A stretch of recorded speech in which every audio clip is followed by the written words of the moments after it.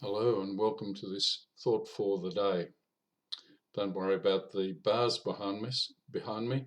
I'm not being penned in, but I am trying to stay in seclusion, as indeed we all are at this time. I find myself pondering a lot of questions about the world and how everything is at the moment, especially where is God in all of this? How are we to live faithfully at this time? How are we to understand the Bible, that one of the central resources given by God to us to live faithful lives? How are we to understand it in this new and frightening world?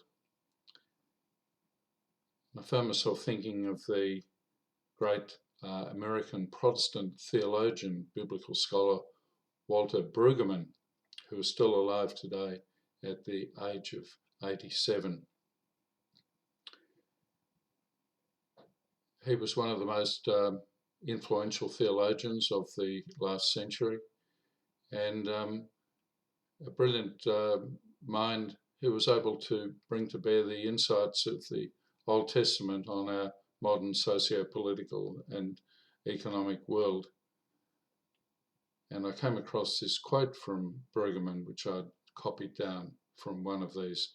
You can find them on YouTube, and if you're interested in hearing more from him, but let me read out to what he said about the Bible.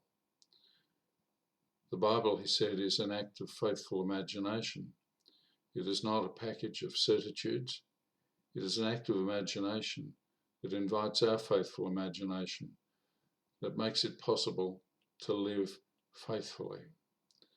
The Bible is an act of imagination that is rooted in memory, but that presses always toward new possibility that is still in front of us.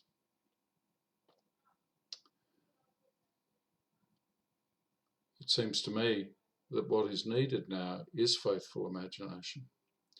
Faithful imagination to understand what God is asking of us, to understand what's happening to other people, how their lives are for them, to open up the future for us, to move each of us more deeply into being the person that God has created us to be.